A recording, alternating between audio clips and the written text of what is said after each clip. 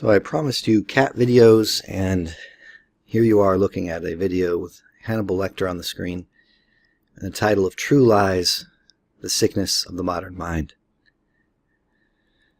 Of course, if you know cats, you know that they can be uncooperative, and that's basically the problem I'm having with my cat video series. It's unsurprising, but as soon as I figure that out, I will put up the cat videos. Besides that, what is the deal with this Hannibal Lecter and the sickness of the modern mind? So this was supposed to be part of the Sam Harris Gets Owned by South Park video. It was not supposed to be titled that. I had to title that and cut it up because I had some mic issues. So I was, talking for like an hour, and then when I went to look at the video, the mic was going in and out, and so the audio was basically useless. So I just cut out the intro to that video, and I retitled it Sam Harris Gets Owned by South Park. I think it's an interesting video. If you haven't seen it, I'll put a link to it in the description, and it really demonstrates South Park and all its genius. The position that goes against Matt Dillahunty when he was talking with Jordan Peterson, that if you were just a rational, atheistic, humanistic person or society, there would be no troubles like war and so forth. South Park aptly shows, however, that you can, in that way of thinking, in that mode of thinking, you can rationalize conflict any way you want. There's really no limit to it.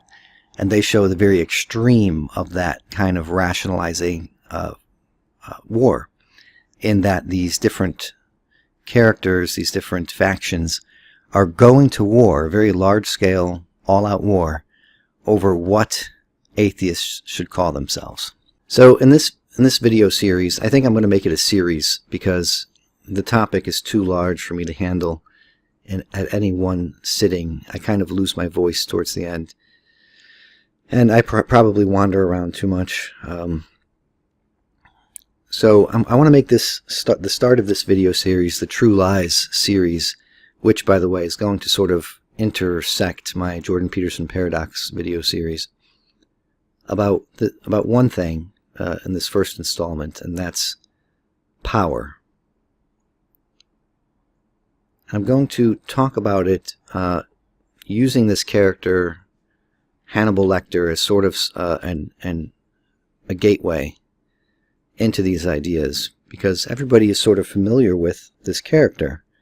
And I find it often helpful to think in the extremes first. If you're trying to learn something, think about the extreme examples of it before you get into the nuance, because when you get into the finer details and the nuanced stuff, if the extremes aren't clearly defined, you're going to get lost in the nuance. So Hannibal Lecter is sort of the extreme character that people are familiar with when it comes to a sort of left hemisphere personality.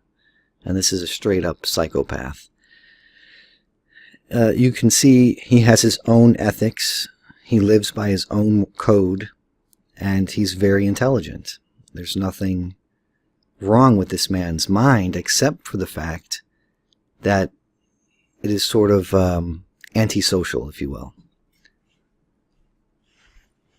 Other than that, it's a highly functional mind. He's a genius. He is a psychiatrist. The character is a psychiatrist, and so forth. So very smart, very reasonable, very rational, but he's able to rationalize his awful behavior as well, using that gifted mind that he has. So I'm always looking for ways to introduce William Blake to people so that they can understand what he's all about and why he's important to us in addressing the sickness of our modern minds. And you might think, well, what does Hannibal Lecter have to do with William Blake? And I wasn't aware of these connections either. Maybe if you're a super fan or if you read the books, my only exposure to Hannibal Lecter, I would say, is the average person's exposure. I just saw Silence of the Lambs and and one other of those movies, I forget which is called, but the one that focused on Hannibal himself. So that's pretty much my exposure. But if you look at the original book series by Thomas Harris, you'll see it's called Red Dragon. And so this is how William Blake sort of ties in to this great character that really demonstrates the sickness of the modern mind. And you might think, well, wow, that's really hyperbolic. How could our modern minds be like Hannibal Lecter? That's kind of crazy, like literally crazy. But I think you'll see as I go on how that could be.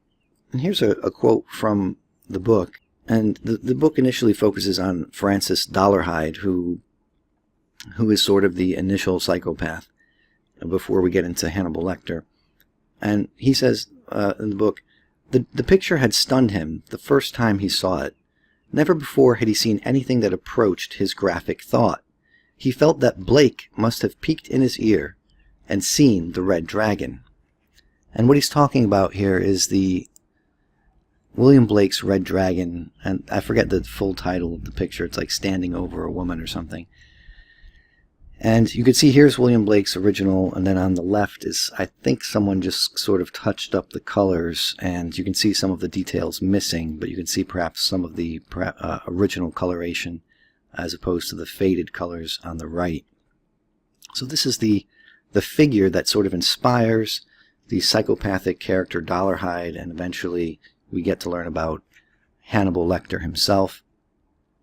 And for you to understand further how William Blake fits into this. Now, if you've seen a lot of my videos, you probably have a handle on some of this. And if you haven't, I want to give a quick introduction to Ian McGilchrist and William Blake and how they relate.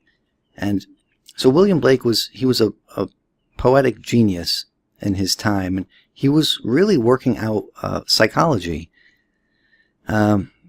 Personalities of the brain, and he was doing it through his poetry. And he was operating at a time when there wasn't really any psychiatry or psychology happening. I think the most they were doing was some primitive hypnosis, and they were working with magnets, some primitive magnetic therapy that probably didn't work. And that was the most that people interested in the brain and psychology, or that type of thing, there wasn't really an official psychology, were doing. But meanwhile, Blake was sort of figuring out all these different personality aspects of the brain, and he was pretty much matching it to what we would now say is the left hemisphere and the right hemisphere. And so here's how Ian McGilchrist fits in. Ian McGilchrist goes over in his book, The Master and His Emissary, how sort of all the studies, he does about 100 pages of analysis on the various studies about the different hemispheres of the brain. And for a long time, people thought the brain was essentially just one thing. And the left hemisphere and the right hemisphere, they both kind of did the same thing. And then there was a popular notion that, well, the right side was creative and the left side was your linguistic and mathematical side. And then they did more studies, and scientists said, well, that's just kind of nonsense. If you look at people who've had hemispherectomies, which I happen to know a person who has, they can function pretty much normally, just like everybody else. The man I knew, he had problems using his left hand because his right hemisphere was missing. But other than that, he went to work every day. He functioned. He could have a conversation with you, and so forth. There was nothing too obviously wrong with him, even though he was missing half his brain. And so scientists started to say, well, look, they both kind of do the same thing. But what Ian McGilchrist points out is that what they were looking at was sort of the mechanistic part of the brain, like the scientific how it works. They were not looking at the way in which it is disposed towards the world. They were not looking at the personality aspect of the brain. And here you might think, well, now you're getting into stuff that science can't analyze. But again, Ian McGilchrist goes over through about 100 pages about how these studies actually did touch on these things, but the scientists overlooked it. So, for example, they would tell someone by shutting off one of their hemispheres, and they do this with like I just forgot the word. They're sort of like electrodes that they hook up to your cranium, and so they're able to turn each hemisphere sort of on and off. And so they would ask people certain things, certain logical statements, and when the left hemisphere was turned on, they would understand certain statements and not understand others. Then they would tell them certain jokes, and so when the right hemisphere was turned off, they took everything very literally. They did not understand the joke. When it was turned back on and the left hemisphere was turned off, they understood the humor without any issues. So you could start to see that the brain sort of has a different way of functioning in the world. And I want to read this list just to give you a quick understanding of what Ian McGilchrist found in his analysis of the studies and what others have also found. So I'm going to read words that are associated with the left hemisphere, and then I'm going to immediately read a word associated with the right. So for example, the left hemisphere would be literal and the right hemisphere metaphorical. So I would say literal, metaphorical. The left is sequential, whereas the right is contextual. Explicit versus implicit. Mechanical versus bodily.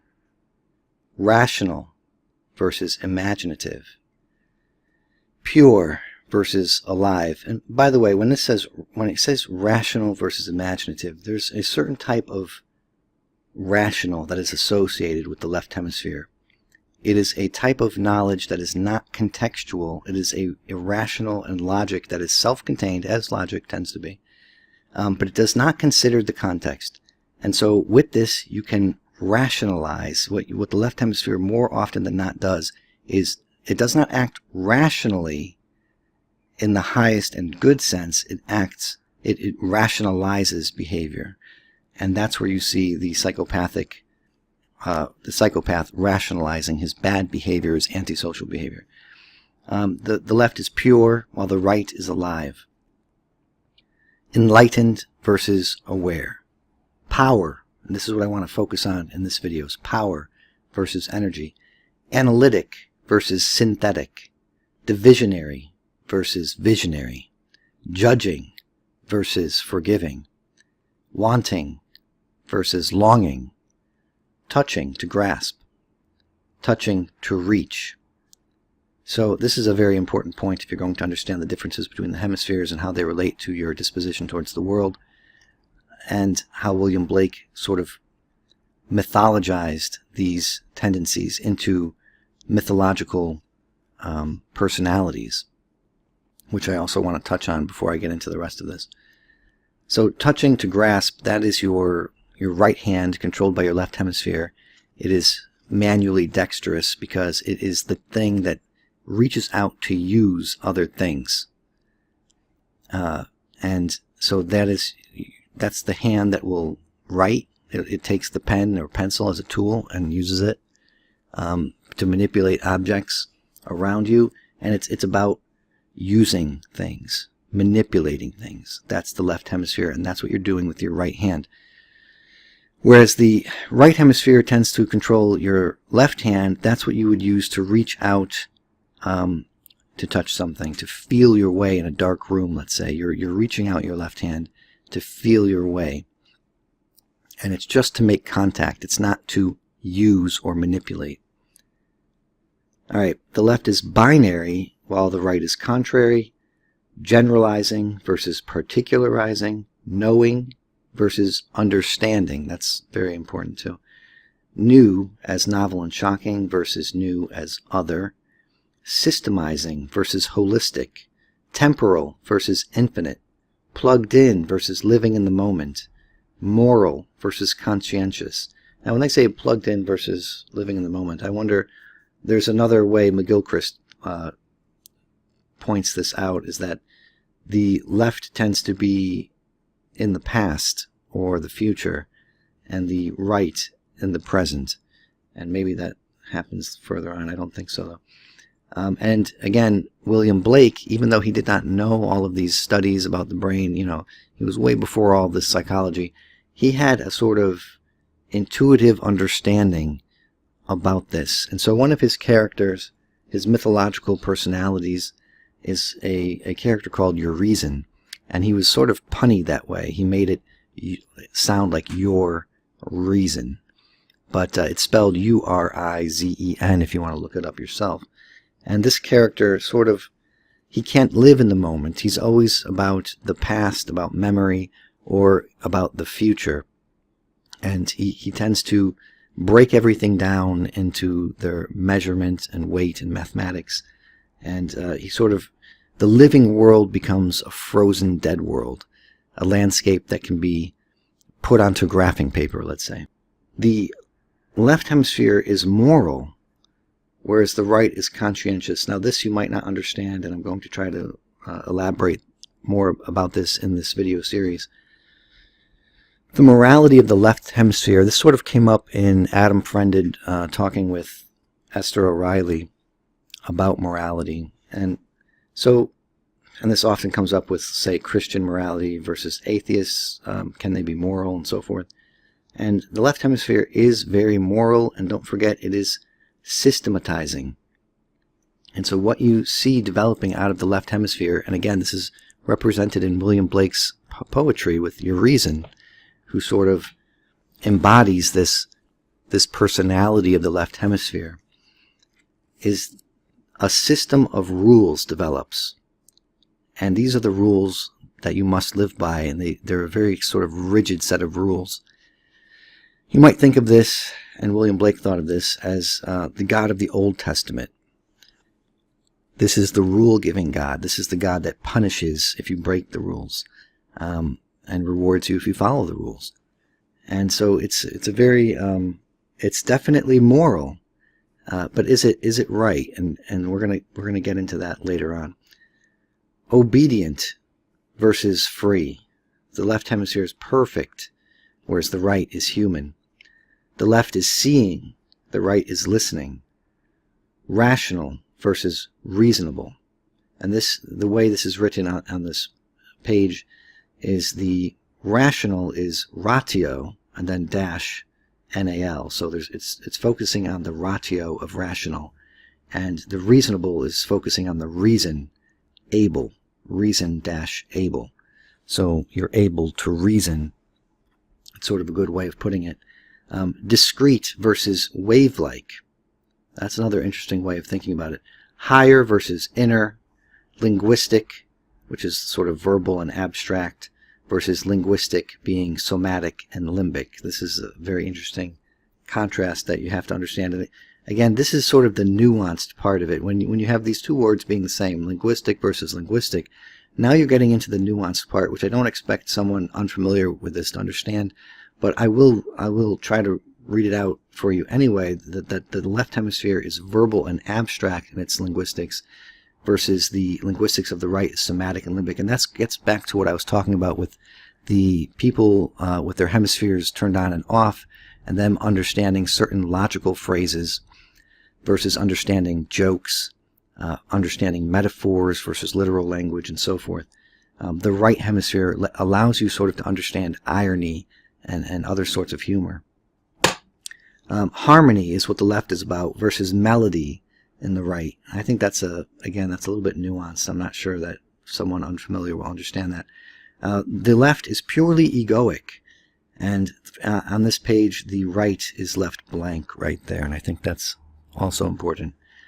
The left is experienced. This is what you know in your past, what you've done, what you've already done, not what's in the future. So experienced versus innocent. The right is sort of open to whatever might come. Nature versus being, reason versus energy, which I think we already touched on above in a different way, different sense. Thou shalt not is what the left hemisphere is about, and the right is thou shalt. Very different types of being. This is why perhaps William Blake sort of associated the God of the Old Testament to this systemizing lawgiver, this moral figure, thou shalt not. Okay? And then what happens in the New Testament is very interesting. You have this contrasting figure in Jesus, who is supposed to be part of the Godhead, and it's not quite thou shalt as written on this page, but I think it comes very close, and it's certainly worth thinking about. And I'm going to get to that later on in the video series. And that took longer than expected to go through that list, but I think it's worthwhile if you're going to get into this video series about true lies and the sickness of the modern mind, as to what's going on here. So the figure in Harris's book, Thomas Harris's book, and Red Dragon, he sees this painting and he sort of is inspired. He thinks William Blake has seen his inner self. This is the Red Dragon, the thing that is powerful. And again, what I really want to focus on in this introduction to this video series is the nature of power and the left hemisphere. And as you saw, it's one of the words that's associated with the personality of the left hemisphere, and it sort of is embodied in this book with Dollarhide, and then later on with Hannibal Lecter. Everybody knows Hannibal Lecter. Many people who are familiar with the book certainly know Dollarhide. And I thought it was a great way to introduce the concept of the left hemisphere sort of taking over a person's personality. And that's also sort of what McGilchrist's theory is in The Master and His Emissary.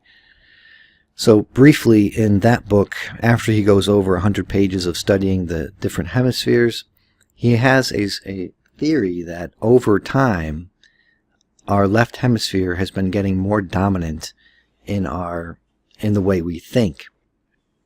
And there's many, he goes over many, he spends like another 100 or 200 pages discussing how he's able to analyze how or what hemisphere is acting dominant over what period of time. And so I highly recommend the book to go over all the different pieces of evidence he has for that. But I think what's really striking to me is that you can there are very visible signs of humanity sort of waking up to their left hemisphere type of being. For example, here's a good one. The difference between astrology, which is what humanity sort of practiced almost universally, versus astronomy. And so you might say, okay, so one's fake and one's real, right? That's your left hemisphere talking. And I don't want to get into, I don't mean to say this in a Deepak Chopra sort of way, because I don't follow Chopra. I don't know anything about New Age stuff. I know Vanderklay talks about your secret, sacred inner self or something. I don't know what he means by that because I don't follow any of that stuff. But I can understand that when I say that astrology versus astronomy, and then I label one fake and one real, and then I dispute that, someone might say, oh, he's going into New Age, the New Age bunk. That's not what I'm doing, though. And this is where Carl Jung sort of got carried into the New Age movement, sort of against his will. This was nothing that he wanted. It was nothing that he spoke to. It was just a complete misinterpretation of what Jung studied and stood for. And so I'm going to try to explain this briefly so that you can understand Ian McGilchrist's theory. Astrology is humanity looking at the stars with value. This gets into Maps of Meaning, Jordan Peterson's first book, chapter 1. The world was a place not only of objects, which is what the modern mind looks at the world of, but it was also a place, a form for action. So meaning, this is what the form of action is, because Jordan Peterson breaks it down psychologically. Psychologically, meaning is a sort of, it instructs your action. So every object was simultaneously an object and something of meaning. So we looked at the stars and we found beauty there. We found meaning there. We imbued them with meaning. Okay? That's all about our psychology. As a man is, he sees. So Jung was looking at this and he was saying what they thought of these configurations in the stars did not tell us about the stars or a scientific way or anything about the stars in that way. It told us about the mind of man at the time.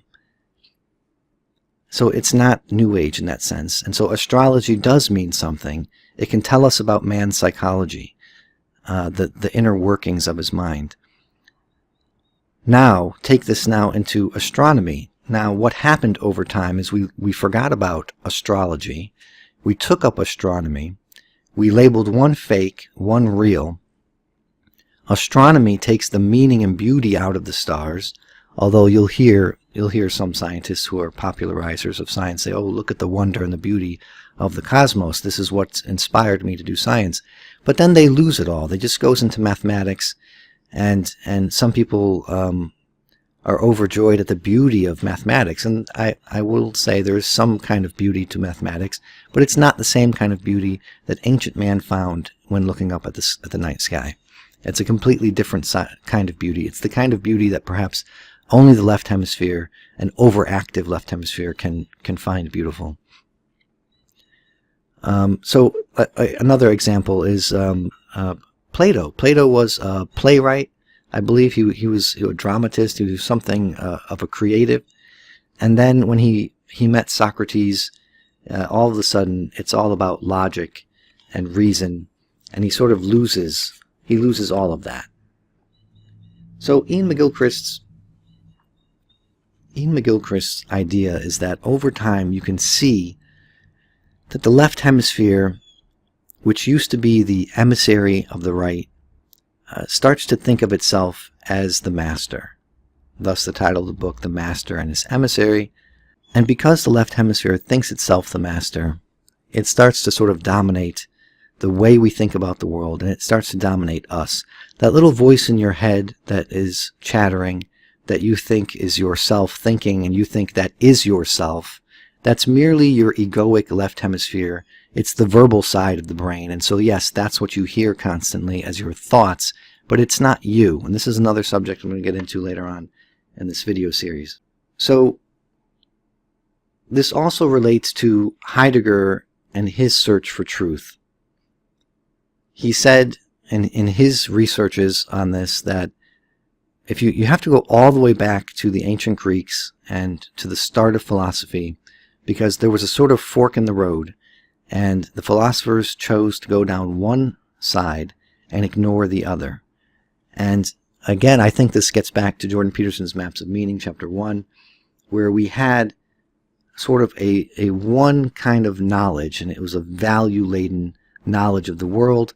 The world was value, let's say. Valence was the world. Now we split this knowledge into two, and we got subjective knowledge versus objective knowledge. And so the truths described in ancient times by metaphor, now those truths become lies. And the new truth is proved by argument. The explicit facts have to be argued, not the implicit knowing. It's no longer about the human being, it's about the object in the world. And once you start thinking like this, once this starts to be your test for truth and knowledge, the human being disappears. It's now just an object. You're just another object in the world. And this is something I got into in my Fearful Symmetry Fridays video series. Anyway, so back to the Red Dragon here and William Blake. This is a picture of Urizen with his compass. He's measuring the world. Again, this is a sort of personality, a mythic figure that William Blake used to create the god of the left hemisphere, let's say. That's a good way of putting it. That's also the title of the book, which I'm drawing a lot of this information from. So Dollarhide as well as Lecter are both highly intelligent people. This is how I'm also drawing the link to Sam Harris. Very smart man, very intelligent man.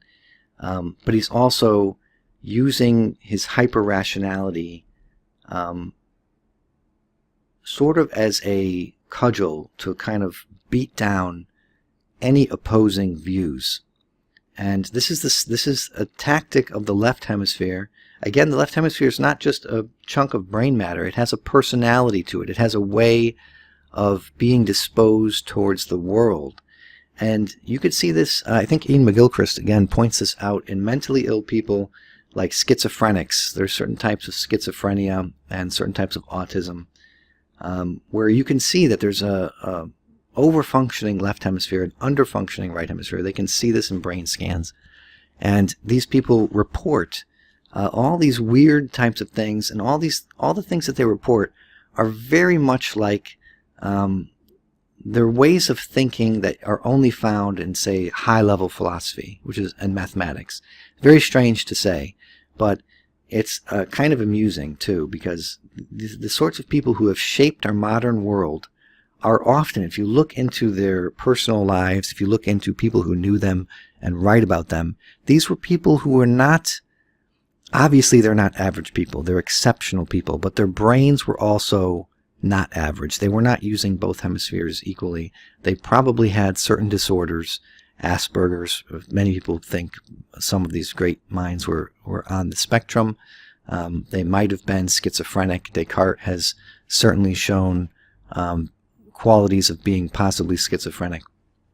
So these great minds had perhaps great problems, but they are the minds that end up shaping the rest of our culture, and then our culture starts to shape the way new minds are formed, the way we think about things through our schooling and through our education and through our other social interactions, through our media. So how can this left hemisphere be overactive in a normally functioning and otherwise normally functioning mind? It's because we are trained to think this way. We're trained to have this worldview just from probably before birth, when we're in the womb hearing people talk outside the womb. The subject matter, the way they're talking, is all sort of systematized, and it's all sort of left hemisphere way of viewing the world. An interesting thing about the right hemisphere versus left hemisphere, and this came up in my elephant versus the rider and the elephant metaphor that Jonathan Haidt uses. I was trying to understand if Haidt brings up the full context of his rider and elephant analogy, if he goes back into the ancient Greeks, into the Phaedrus, and says, here's the chariot and the rider, this is sort of where it begins, and I'm sort of popularizing it with the elephant and the rider, because I think it more aptly shows how small your rational consciousness is versus your unconscious that might be irrational. Well, the right hemisphere, you might say, is the embodied organic thing that's living. It's the elephant. The left hemisphere is your past memory or future expectation. It's a simulated virtual self. It's a disembodied, sterile, dead world. That's your rider. But what William Blake was trying to say, and what Jung was trying to say, is that you're not a rider and an elephant. You're not a charioteer versus the horses. You are one being, and to become whole and healthy, or to become healthy, you need to become whole. You have to unite this idea or you have to get rid of the idea of a rider and an elephant, and you have to become a unity. And I think this is this is a dangerous idea, and I'm not sure how Haidt presents it, because his book is on my reading list. I think I'm going to get to it next week or in a couple of weeks, where he brings this up. And I was really hoping someone could tell me, how does he present the rider and the elephant? Is it about attaining a unity and getting rid of this metaphor of a rider and an elephant, or is it about just understanding that you are dissociated? You are two people, you are two things, a conscious thing and an unconscious thing, a rational and an irrational side. Is it just that? Because if it's that, he's completely wrong, and he's completely adding to the sickness of the modern mind. It's a perfect example of our sickness. It's a perfect example of believing the true lies. Again, I want to get to that. What do I mean by that? It's a good example of it.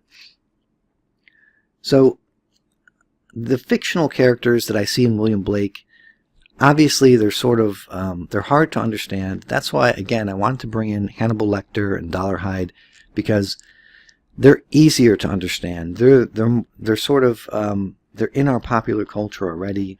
So Dollarhide identifies with this red dragon, with William Blake's painting, which I thought was amazing how there's this connection. So, and he identifies with this power. Okay, it's the power over people.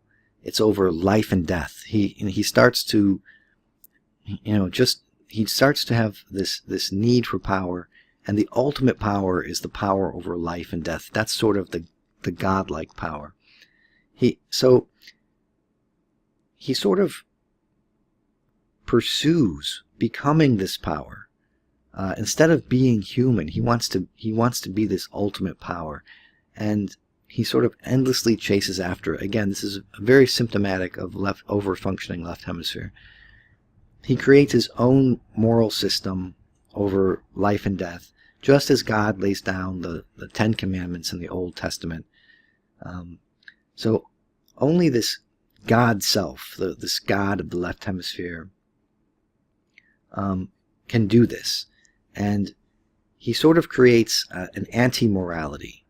It's a sort of mirror image of the good, a type of good not for humanity, right? Not for himself as a human being or others around him as human beings, but for himself. It's his own personal morality, for his selfhood, for this power and pleasure that he gets from this power, to quell his own anxiety and fear of being a living thing. And that might be hard to understand right now. Maybe if you've read the book, you can understand that better. But the psychopath, this over-functioning left hemisphere, has great anxieties and great fears. And they sort of lay out a moral system of rules that they live by to sort of quiet the anxiety and end the fear. And they take on this mantle of power because they are so weak.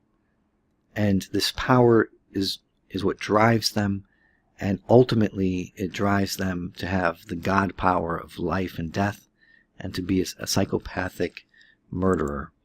Eventually I'm going to get into Nebuchadnezzar, and I'm going to get into this little bit of Egyptian art. And the Star of Ishtar, I think, is something I'm going to touch on later on in this video series.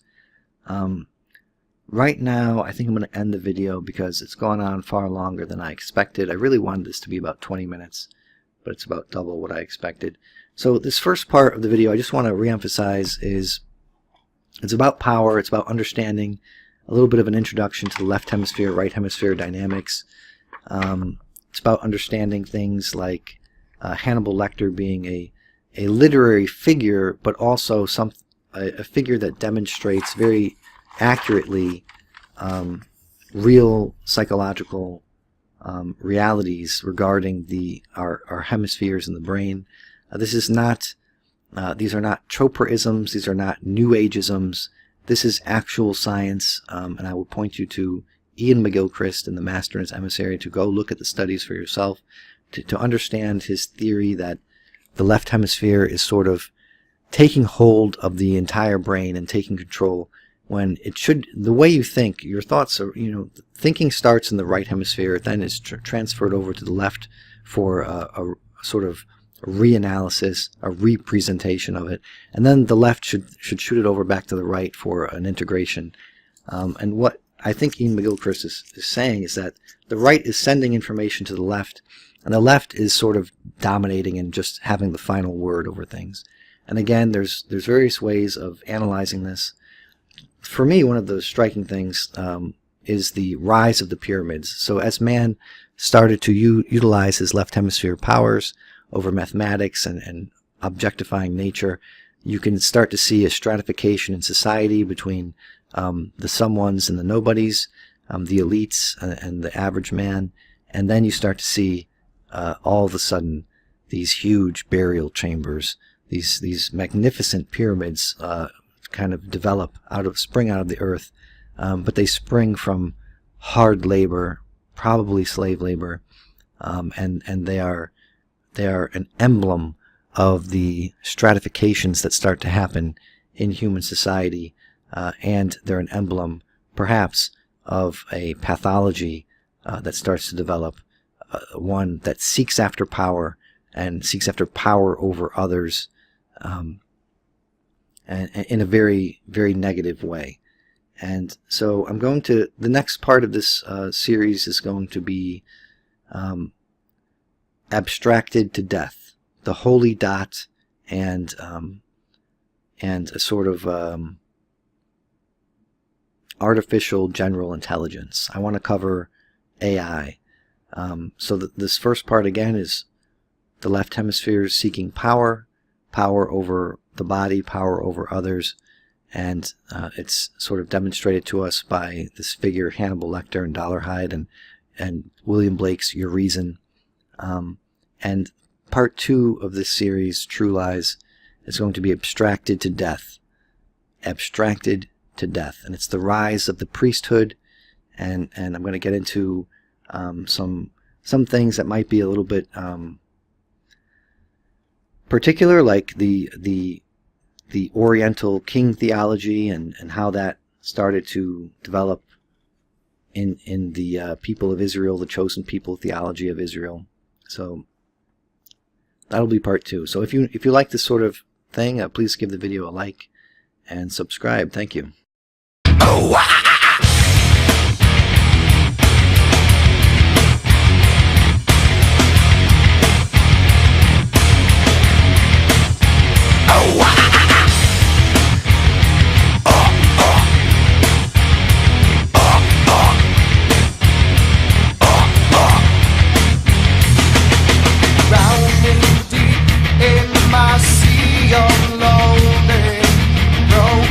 your servant died.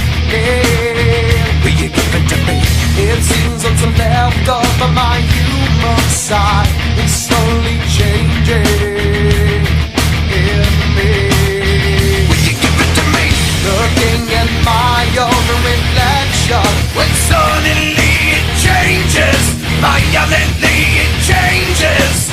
Oh no, there is no turning back now. Woken up the demon. Yeah, man.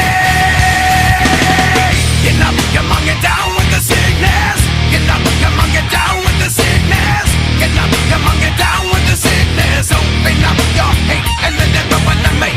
Get up, come on, get down with the sickness. You mother, get up, come on, get down with the sickness. You fucker, get up, come on, get down with the sickness. And this is the gift that has been given to me.